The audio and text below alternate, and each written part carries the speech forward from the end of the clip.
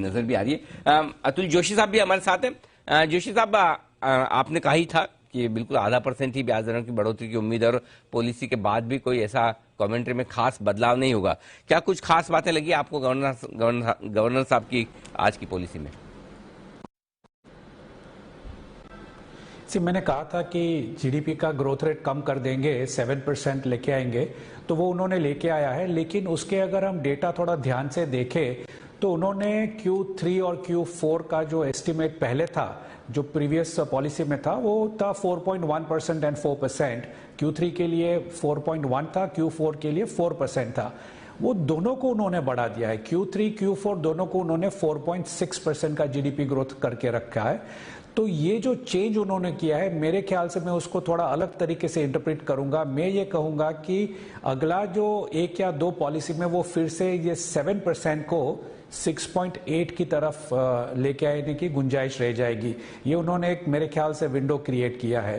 Capacity utilisation उन्होंने जो बात की कि 75% है, 73% है, अगली जो प्रीवियस पॉलिसी थी उसमें उन्होंने 75% कहा था Q4 2022 के लिए।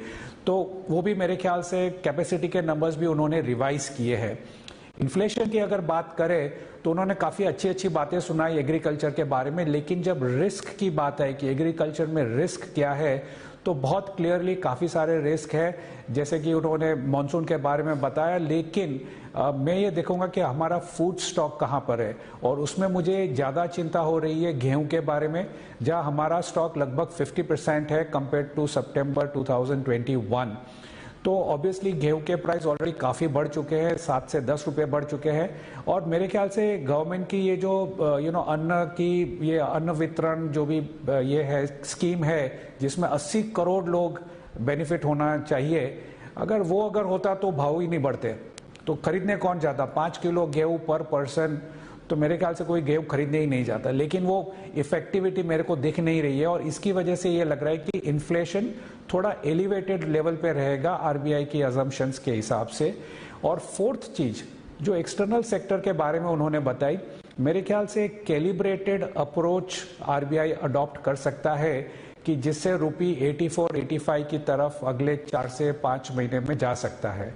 तो ये मेरा ओवरऑल असेसमेंट है। जीडीपी नीचे, इन्फ्लेशन ऊपर, फ्रूट प्रोक्योरमेंट, एग्रीकल्चर का इन्फ्लेशन रहेगा, और खास करके एक्सटर्नल सेक्टर पे रुपी थोड़ा डेप्रिशिएट होता हुआ 84-85 की तरफ जाते हुए दिखाई देगा। ओके, तो ये आपके लिए पूरा का पूरा असेसमेंट है।